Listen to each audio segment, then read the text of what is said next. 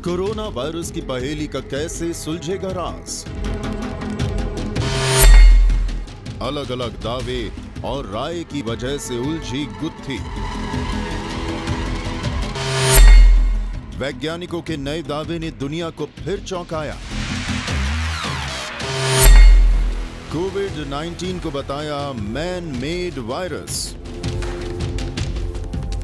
Corona virus की शुरुआत चीन के वुहान से हुई। इसके बाद देखते ही देखते पूरी दुनिया में कोरोना का कहर बरप रहा है। इस खतरनाक वायरस को लेकर दावों की जंग भी किसी मुकाम पर ना पहुंचकर उलझ सी गई है। मीडिया रिपोर्ट्स के मुताबिक कोई कह रहा है कि यह वायरस चीन के लैब से फैला, तो कोई कह रहा है कि इसके फैलने में सबसे बड़ा हाथ चीन के मांस के बाजार का है। तो वहीं कई वैज्ञानिक इस बात का भी दावा कर रहे हैं कि इसका फैलाव प्रकृति प्रदत्त है।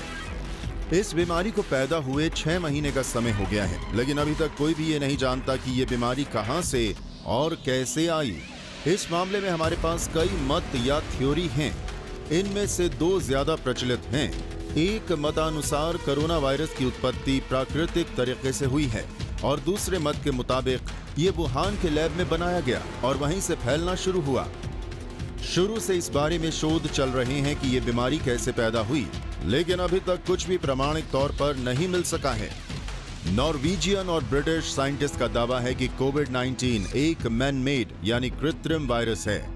मीडिया रिपोर्ट्स में जो खबर छपी है उसके मुताबिक वैज्ञानिकों का कहना है कि कोरोना वायरस में मिले ऐसे लक्षण या तत्व जो प्रकृति में अब तक नहीं पाए गए।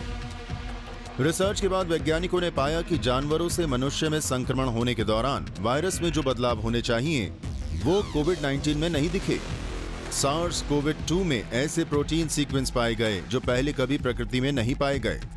इस वजह से इस वायरस का संक्रमण और फैलाव मजबूत हो जाता है।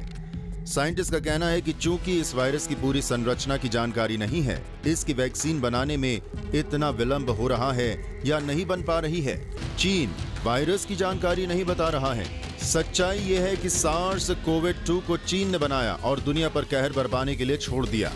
इन वैज्ञानिकों के इस निष्कर्ष ने एक बार फिर बहस छेड़ दी है। इससे पहले भी लोगों का ये मानना रहा है कि SARS-CoV-2 इंसान के द्वारा पैदा किया गया है। ये एक जेनेटिकली मॉडिफाइड यानी जीन्स में बदलाव करने के बाद उत्पादित है। ये virus Wuhan institute of virology से निकला है। हालांकि चीन ने इस दावे का पुरजोर खंडन किया है, लेकिन इस दावे के समर्थन में कई लोग हैं, जिसमें अमेरिका के राष्ट्रपति डोनाल्ड ट्रंप भी शामिल हैं।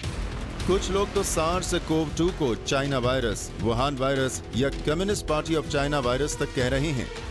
अभी तक इस बात के भी प्रमाण नहीं मिले हैं जिससे यह साबित हो सके कि SARS-CoV-2 वायरस लैब में बनाया गया होगा या वुहान लैब से लीक हुआ है, लेकिन इसे खारिज करने के प्रमाण भी उपलब्ध नहीं हैं।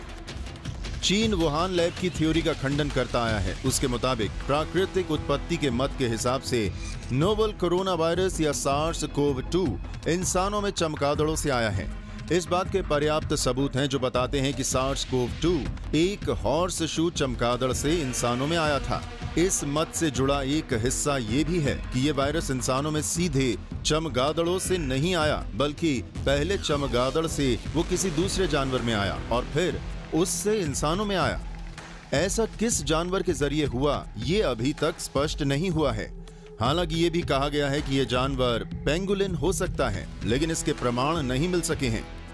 कोविड-19 महामारी के पैदा होने से संबंधी किसी भी मत को सही या गलत प्रमाणित करने के लिए वैज्ञानिक पड़ताल की जरूरत है। प्राकृतिक उत्पत्ति के लिए वैज्ञानिकों को वुहान और उसके आसपास के सभी संभावित जानवरों के जैविक आंकड़े जमा करने होंगे जो चमगादड़ से इंसानों तक वायरस पहुंचा सकते हैं।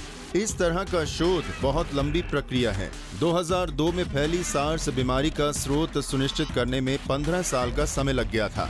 अगर इस वैज्ञानिक अन्वेषण का काम अंतर्राष्ट्रीय टीम ने भी किया तो इसके नतीजे आने में भी काफी समय लग जाएगा।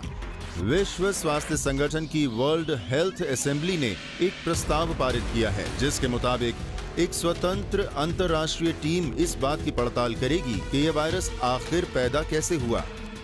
चीन आखिरकार इस पर राजी हो गया है। आज के वैश्विक राजनीतिक हालात फिर भी इसे एक मुश्किल काम बनाते दिख रहे हैं। दूसरी तरफ वुहान लैब की भूमिका को प्रमाणित करना भी उतना ही मुश्किल होगा। ऐसा लगता है कि कोरोना वायरस की इस महामारी का सबसे बड़ा रहस्य कभी नहीं सुलझ सकेगा। अब इस सब में किस दावे को ज्यादा सही माना जाए, ये बड़ा सवाल है। ऐसे में एक सवाल और उठता है कि क्या ऐसे दावों के बीच इसकी कोई दवा या वैक्सीन खोजी जा सकेगी? दुनिया के कई देश इस काम में जुटे तो हुए हैं, लेकिन सफलता कितनी मिलती है ये आगे आने वाले वक्त पर निर्भर है। News room post, Delhi.